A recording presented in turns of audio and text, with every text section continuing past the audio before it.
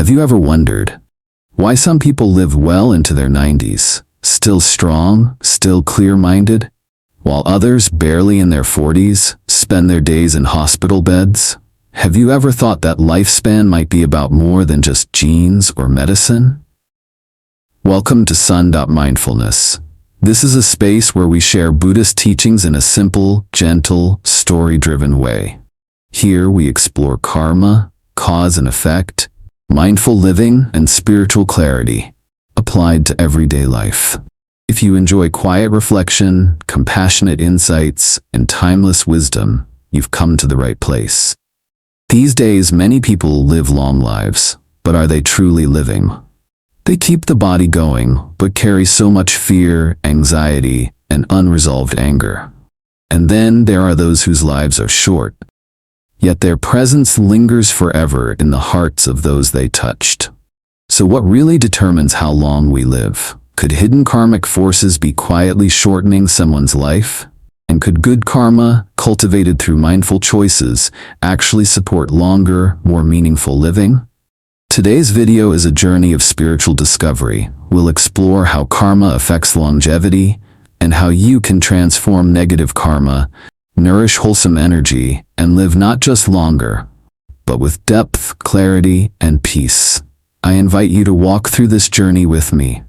10 reflections, like 10 open doors, each one offering a fresh perspective and a gentle life lesson.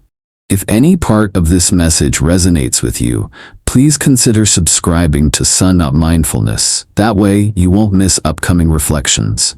And your support encourages us to keep sharing what matters. Feel free to leave a comment below. Share a thought, a question, or simply a moment from your own life. You never know. Your story might just be the light someone else needs to hear. I wish you good health, deep peace, lasting happiness, and many blessings on your path. And now, let's begin the first step of our journey with a simple yet powerful truth.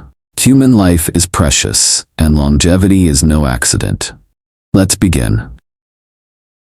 Part 1. Human life is precious, and longevity is no accident.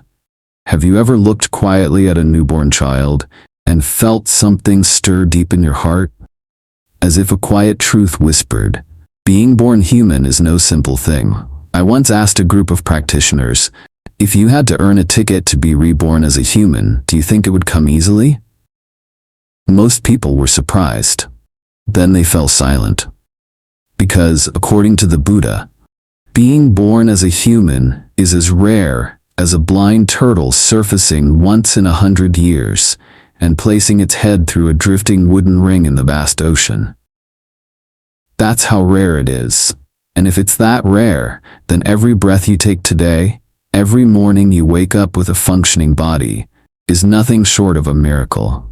This human life is precious, but the years we get to live inside this body, they are not given equally to everyone. Some people live to 90, sharp, steady, strong. Others find themselves in the ICU by 45. Why the difference? Science may tell us it's genetics, it's diet, it's lifestyle. And that's partly true, but it's not the whole picture. Because some people eat clean, exercise daily, do everything right, and still get cancer at 42, while an 80-year-old farmer, living off simple food in the countryside, still walks to the market every morning, whistling softly. So what lies beyond the doctor's view? What can't be measured in lab reports? I'd like you to consider this. Lifespan is karmic, and karma doesn't begin in this life, it stretches across many lifetimes. Some carry wholesome karma. They've lived with compassion, they've upheld ethical principles, they've cared for others with sincerity. That kind of soul carries a body built to last. Others, who've harmed life, been unfilial, or disrespected their own body, may carry karma that shortens their stay in this world.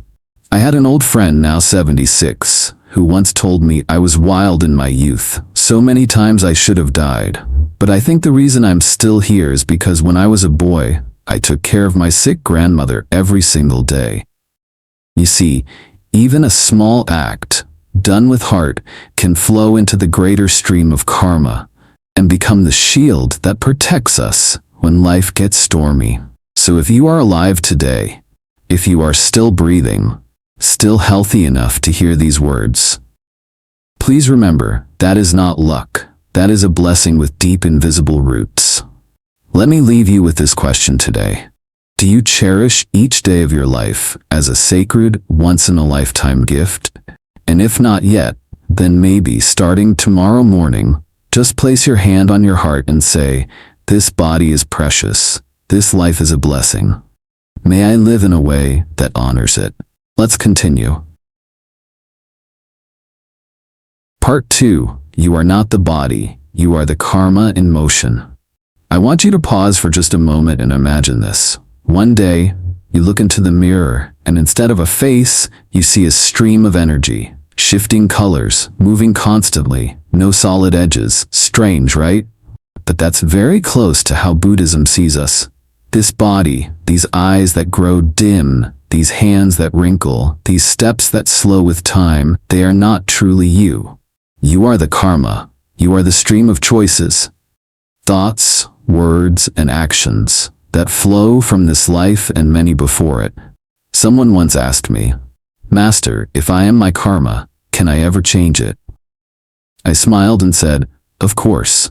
Karma is like a river. You can't change where it began, but you can reshape where it's going. You can build new banks, redirect the flow.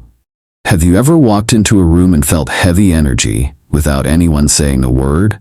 Or met someone whose presence calmed you instantly, like a gentle breeze entering the heart?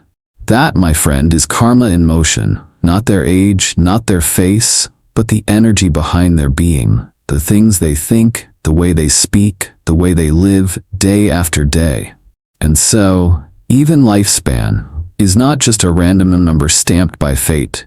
It's the natural result of the energy we carry. Someone who lives with hate, plots harm, gossips, and speaks to wound, their karma is like a poisoned stream. It slowly eats away at the years. But someone who speaks with kindness, thinks with clarity, and acts with compassion, they become like a quiet spring in the forest. They nourish life, softly but deeply. There's a woman I know in California. She once told me, Master, I've never done anything grand in life, but I cook for neighbors. I listen to them when they're sad. I don't judge, I just try to be there. She's now 84. Healthy, graceful, clear in voice and light in step. I believe it's not luck. It's her good karma still carrying her forward. So instead of asking, how long will I live? Maybe ask this instead. How am I living right now? What karma am I planting today? Because that karma, that stream of energy, is you. And it holds the answers not only to your lifespan, but to your peace, your freedom, and the path you'll walk beyond this life. Let's continue. Part 3. Wholesome karma, the quiet energy that sustains longevity. Let's continue our journey with a gentle truth, one that many people overlook. Wholesome karma is a living energy. It quietly nourishes our health, our peace, and yes, our longevity, each day, each breath. I once met an elderly Vietnamese woman in Seattle. She was 89 at the time. Clear voice, bright eyes, steady hands. She told me, when I was young, life was hard, we were poor. But I always tried to stay kind. If someone was sick, I visited. If a child was hungry, I shared food. I never wished harm on anyone. I didn't expect blessings either. Now looking back, maybe heaven has been kind to me. I smiled and said to her, it's not heaven's kindness, it's your wholesome karma blooming into its rightful fruit. Dear friend, in Buddhism, we don't talk much about luck. At least not the kind you win like a lottery ticket. We believe each person's health, lifespan, and path in life comes from the karma they've planted, both seen and unseen. A kind-hearted person, one who harms no one, seeks no conflict, walks through life with soft eyes. They give off an energy that shields them. People trust them. Trouble avoids them. They're rarely drawn into chaos because they do not radiate chaos. A generous person, one who thinks of others, lifts the suffering, is silently building a foundation of peace within. Modern science now tells us, Stress and anger speed up aging, but kindness, compassion, and a giving spirit nurture our immune system, soothe our heart, and preserve life itself. A person who gives freely, humbly, creates fertile ground for long-lasting health and peace. And those who live by ethical values, not killing, not stealing, not harming, they're not just moral, they're safe. Their virtue becomes their protection. And finally, there are those who let go easily. No grudges, no regrets. They carry a lightness like a cloud, and they often live longer, even if they're not rich in material things. Do you know someone like that? Someone quiet, simple, not flashy, but they live long, live kindly, and when they pass, it feels like a soft breeze has left the room.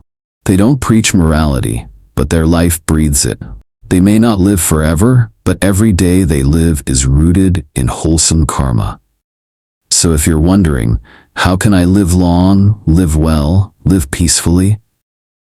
The answer may not lie in supplements or perfect genes.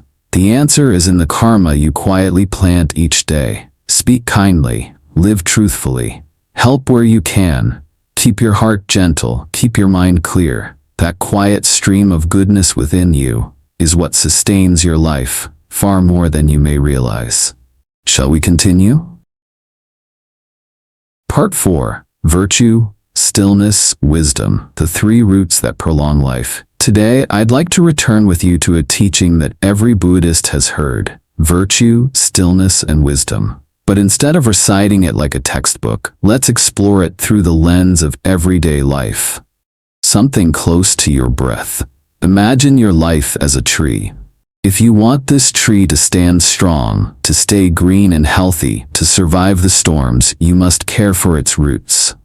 In the Dharma, those roots are clear: virtue, stillness, wisdom. So what is virtue? It's the choice to live without harming others, and without harming yourself. Not killing, not stealing, not engaging in harmful desires, not lying, not drinking to escape. To some, these may sound like restrictions, but in truth they are a fence that protects your peace and protects your health. An older student once told me, since I stopped eating meat and chose not to harm any living being, my sleep has become so deep and calm. My regrets faded, and strangely, my nightmares disappeared. I nodded. That's not superstition. That's the real power of virtue. When we live gently without violence, the body relaxes. The mind no longer fights itself, and even our internal organs find ease. And what is stillness? It's the ability to keep the mind from scattering. Not everyone needs to sit cross-legged for hours, but if you live slowly, with presence, fully awake in each small task, then you already have stillness. Think of the elder woman calmly stirring a soup pot, or the grandfather quietly watching the rain fall, or the seamstress threading each stitch with care. They are practicing stillness. And stillness, my friend, is nature's finest anti-aging medicine. Science now agrees. Meditation reduces cortisol, the stress hormone that exhausts our heart, our sleep, and our brain cells. Stillness slows it down, gives us space to breathe, gives us time to heal. And finally, what is wisdom? It's the light that helps you see clearly, to know what leads to suffering, what causes it, and what frees you from it. A wise person doesn't cling, they don't chase or grasp, they know what is enough, and they know when to let go. And do you know this? The one who can let go lives the longest, because light things don't sink, they float. People often ask me, why do some older people live long while some younger ones pass early? And I ask them in return, look deeper. Do they live with virtue, with stillness, with wisdom? These are the quiet waters beneath the soil, feeding life in secret ways. Not everyone becomes a monk, but everyone can live with these three roots. In the kitchen, at work, even in the way you breathe when you first wake up.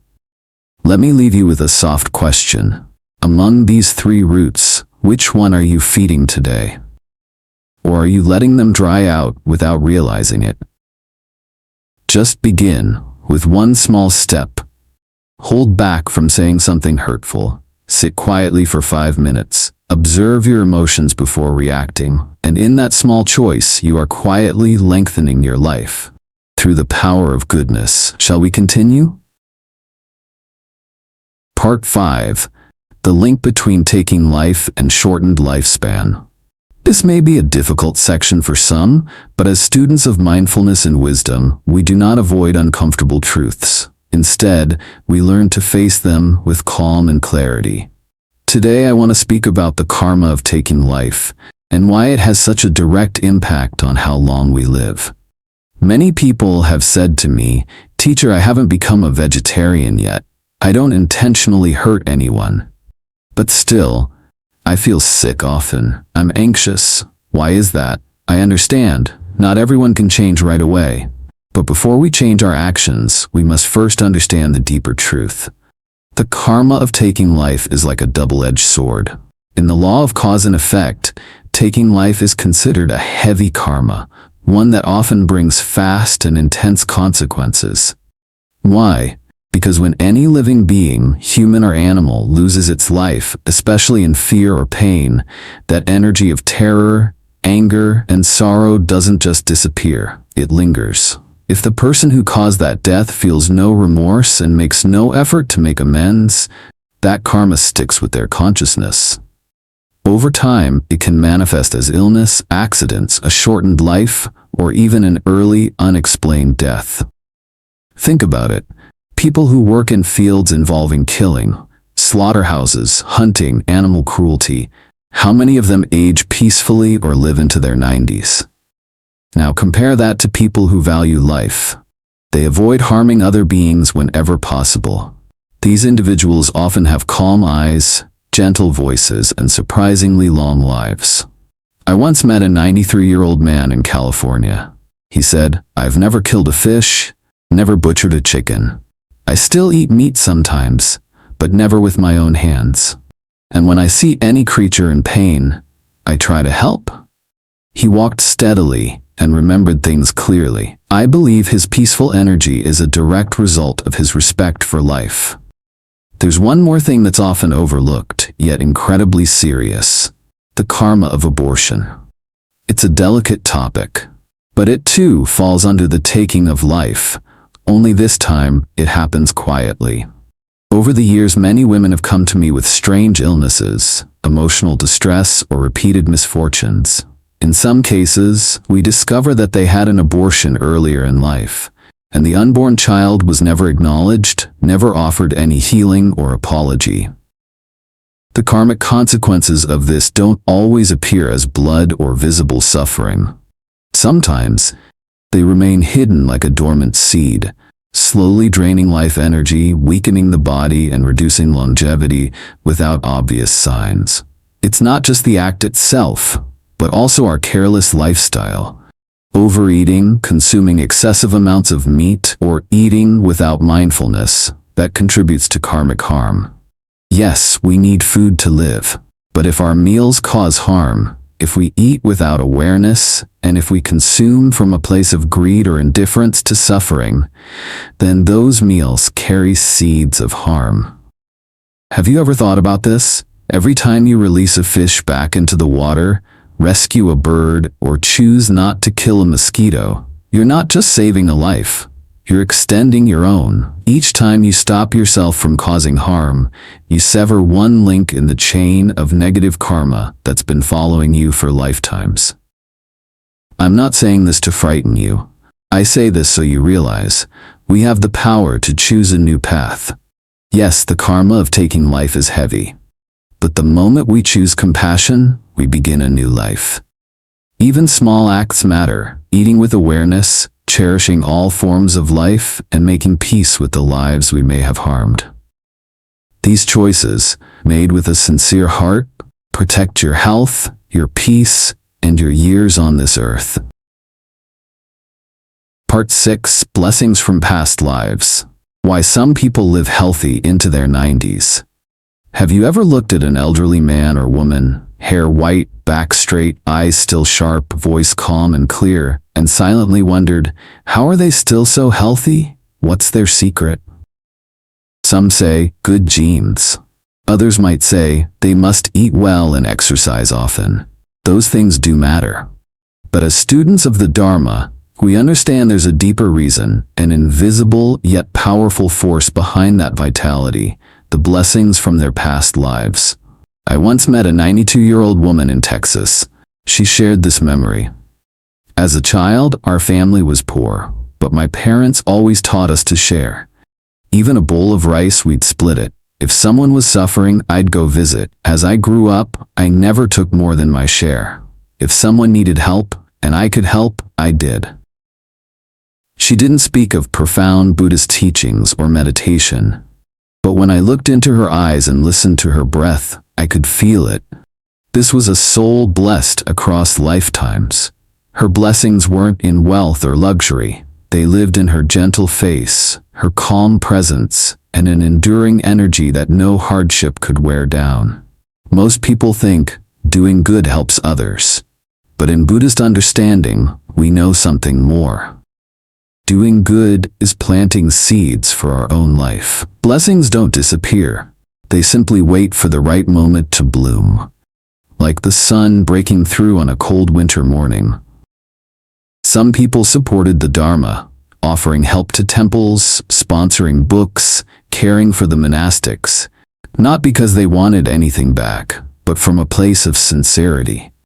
Years later, those same people may find themselves surrounded by kind caregivers, receiving the right treatment at the right time, enjoying peaceful companionship and ease of heart. Ask yourself, at age 80, isn't that what we all hope for? Another story comes from a Buddhist community I once visited. A lay practitioner at age 96 was still mentally sharp and able to chant the Buddha's name gently with folded hands. When asked his secret for longevity, he smiled and said, "I've tried to live without causing anyone pain. And if I ever did hurt someone, I did my best to apologize and make it right." It sounds simple, doesn't it? But that simplicity is the foundation of true blessing. Not causing harm to others is one of the most direct ways to protect our own peace and extend our joy in life. You may have heard someone say, "I don't know why, but good things keep happening to me. People show up at the right time. The medicine works when nothing else does. A stranger gave me a big opportunity." It's not random. These are the fruits of past blessings, planted in this life or long ago. The Buddha taught, to know what you did in a past life, look at what you're receiving now. To know what your future will be, look at what you're doing now. So if today you're living in good health, surrounded by peace, respected and cared for, cherish it. And if you're not there yet, start planting those seeds. You don't need to do anything grand. A glass of water for someone thirsty. A comforting word at the right time. A moment of patience instead of anger. A kind act for someone who may never repay you. Each small gesture becomes fertile soil, where the seeds of longevity grow, nurtured by the light of good karma.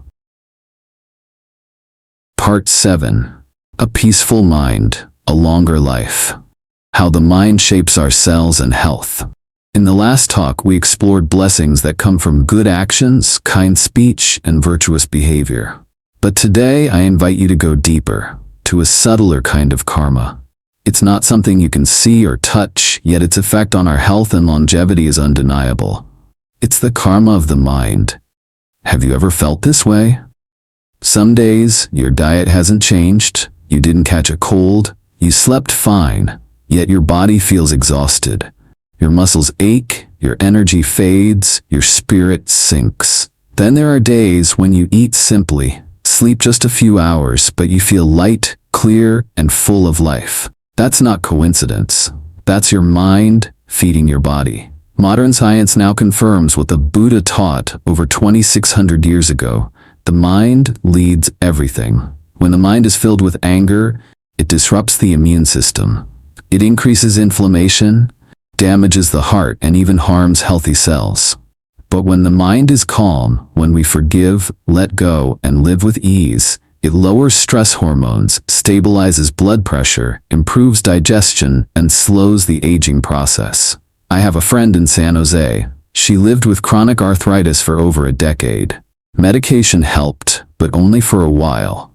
Then she began a quiet practice each morning. Simple meditation, letting go of old grudges, writing letters of apology to people she once hurt, even if they never read them. And something shifted. The pain eased, her appetite returned. She slept through the night. She told me, "I didn't treat my legs, I treated my mind. And once the mind softened, the body followed." You see, our emotions are not just feelings. They are currents of energy that shape our cells, our aging, and even our fate. Anger burns from the inside. Worry keeps us trapped in a future that hasn't happened. Blame forces us to carry the image of someone who hurt us, as if holding a burning coal against our own heart. But the one who forgives, who chooses gratitude, who sees life with a gentle gaze, that person's cells carry messages of renewal. Their body no longer wastes energy fighting sadness or resentment. They live longer, not because of supplements, but because their mind is at peace. Now, I invite you to ask yourself gently, is there something weighing on your heart today? Someone who hurt you? A mistake you regret? A memory you haven't forgiven? Place your hand over your chest and try saying this: I give myself permission to rest. I give myself permission to forgive. I choose to live lightly. Because when the mind is at peace, the body can finally exhale. And when both mind and body rest, life grows quietly, like a tree warmed by soft sun and gentle rain. Part 8. Transforming Bad Karma. A longer life isn't just wishful thinking. Someone once asked me this: "Teacher, if I've done wrong in the past, if I've taken life, hurt others, made terrible mistakes, do I still have a chance? Is there any way to change my fate, to live longer, healthier, and more peacefully?" I looked at them and said, if there were no way out, the Buddha wouldn't have taught the path. And if karma couldn't change, then no confession, no meditation, no chanting would matter at all. But they do. They are the gates to a new life. The Buddha taught, karma is not fixed. It's like hot iron. If you stop heating it, it cools. And if you shape it differently, it becomes something new. What does this mean? It means anyone, no matter how broken their past, can change their karmic path. If they stop, reflect, and turn toward a better way, karma can be transformed. Let me share a true story. At a monastery in Thailand, there was a layman who had worked as a butcher for 20 years. Then one day, he became mysteriously ill, no diagnosis, no explanation. In desperation, he came to the temple, not asking for healing, not for blessings, but just to serve. He swept the grounds, washed dishes, carried water for the monks. Quietly, humbly, every day he chanted repentance verses, not hoping for a miracle, just for a little peace before death.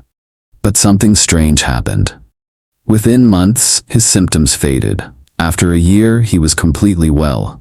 Even the doctors couldn't explain it. What changed? Not magic, not luck. It was the transformation of his own heart. Transforming karma isn't some vague idea about a next life. It happens now, in each breath. Every time you recite a verse with sincerity, you're planting new seeds of good karma. Every time you sit quietly with your breath, you're softening the deep imprints of old habits. Every time you help someone, even if it's just helping an elder cross the street, you're adding time and peace to your own life. Even eating a vegetarian meal, once a month, once a week, is a step back from the cycle of harm. I've heard so many older Buddhist friends tell me, I used to live in ignorance. I hurt others. I ate without mindfulness. But since I found the Dharma, I chant, I eat less meat, I live more gently, and I feel like a different person. I sleep better. I'm calmer. I don't get sick as much.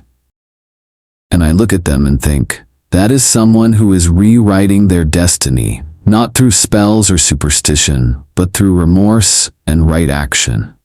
Have you ever considered this? Maybe fate isn't something written on your forehead. Maybe it's a path, one you shape with each step you take. So if you're worried about your health, your past mistakes, or your future, remember this. Transforming karma is not fantasy. Living longer is not just luck. It's a real path, and it begins the moment you choose to live differently. Part 9. Planting good karma starts today. Even a single breath is a seed.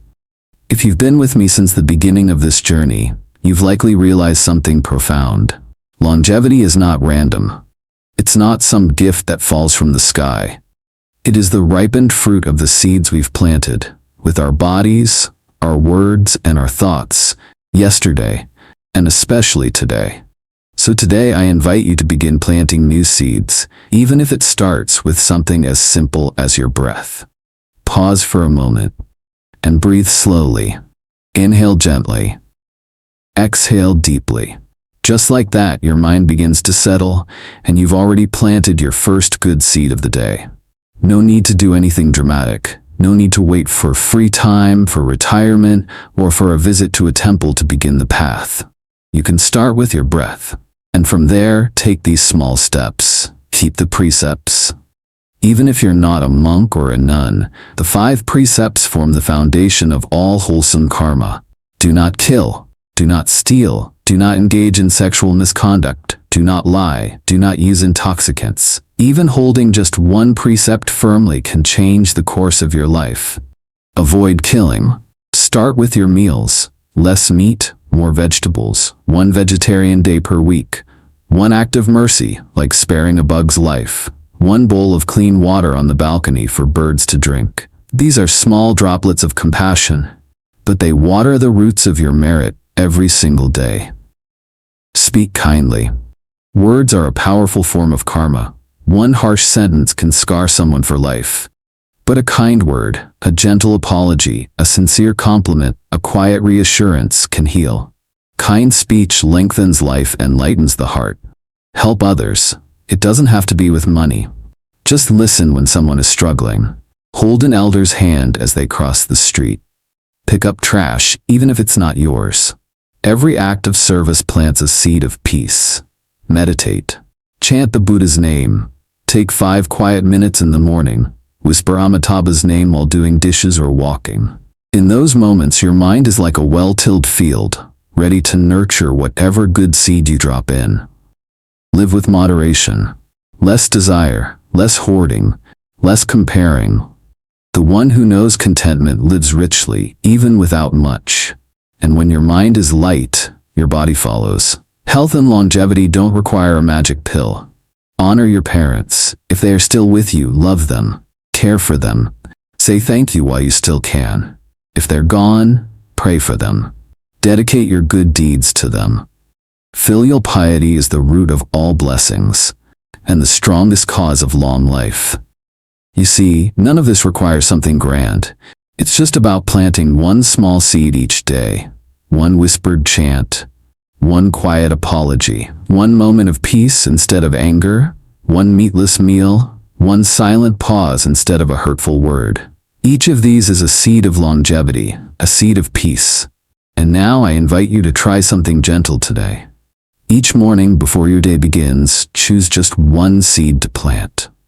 You can say quietly, "Today I will live kindly, even in just 1 small way." Then do it with your whole heart. Let the universe, good karma, and love do the watering. And one day you will realize, long life isn't just about how many years you've been here. It's about how deeply you've lived each moment. Part 10. Longevity matters less than right action. We've traveled together through 9 chapters of this journey, reflecting on karma, blessings, and how to live in peace, health, and long life. But here in part 10, I want to invite you to pause and ask a deeper question. What's the point of living long if we're not living mindfully? I once met a man in his 90s. His body was slow but strong. He walked carefully, thoughtfully, but it wasn't his age that impressed me. It was the quiet clarity in his eyes. And what he said, "Master, living long isn't always a blessing. Living right, that's the real challenge."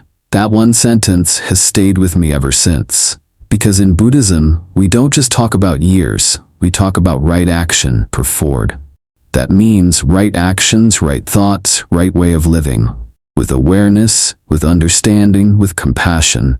Right action isn't loud, it's not flashy. But it quietly plants the seeds of lasting peace, for ourselves and for others. Do you realize? Some people live to 100, yet leave behind only stress, anger, and sorrow for their loved ones.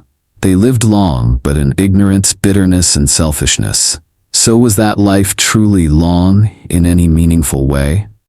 Others may live just 40 years, yet every day they're present, kind, generous, awake. They may leave this world early, but their name, their words, their light remain. They lived deeply, they lived well. In the Anguttara Nikaya, the Buddha said, "Better than living 100 years without seeing the Dharma is to live even a single day having seen the Dharma and lived by it." One mindful day is more precious than 100 years lost in delusion. Even one moment of insight and transformation is more powerful than a decade lived on autopilot. So instead of praying, "May I live a long life," what if you prayed, "May I live awakened"? May I live with right action. Because when your mind is clear, your actions are kind, and your words are gentle as blossoms.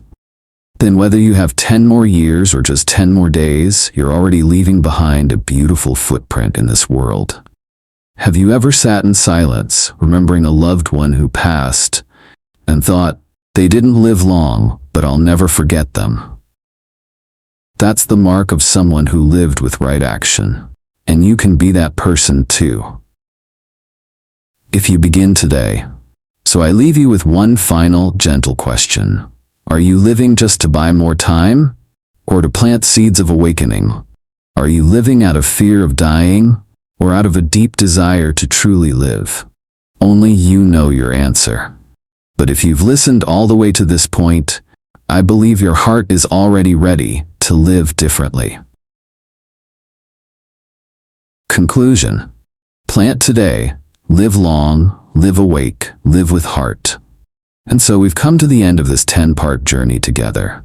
Each chapter opened a door to light, already glowing within you.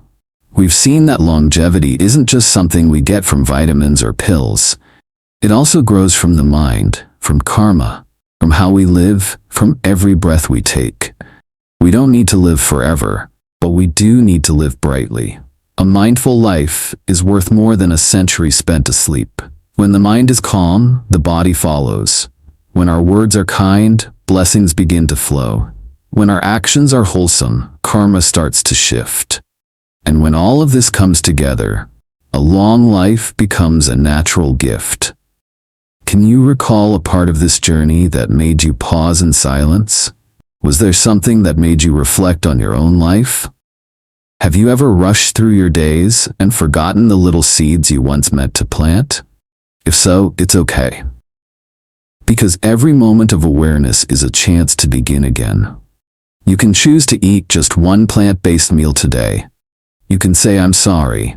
You can forgive something that's weighed on you for years. You can place a gentle hand over your heart and whisper, "I choose to live lightly." Try it. You'll begin to feel it. How karma softens, how peace enters, how the body lives differently. Do you remember this line? A long life without meaning isn't as rich as a short life lived mindfully.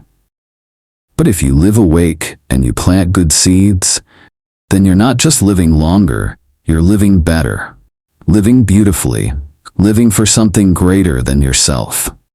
I'm deeply grateful you stayed with me all the way through this journey. This isn't just a Dharma talk, it's a sincere conversation. From one practicing monk to another soul learning how to live. If something here touched your heart, would you share your thoughts in the comments below? Just a sentence, but who knows? Your words might plant a wholesome seed in someone else's life. Would you like me to continue on other topics? About rebirth? About how to hold peace during illness? Or how to support loved ones who've passed? Let me know. I'll read every word. If you haven't subscribed to the Son.Mindfulness channel, I gently invite you to do so today, so we can keep walking together through soft moments of meditation and deep reflections of life. May you live long, may you live gently, and may the light in your heart continue to shine. Wishing you and your family good health, peace, joy, and many blessings. Thank you. Truly, thank you.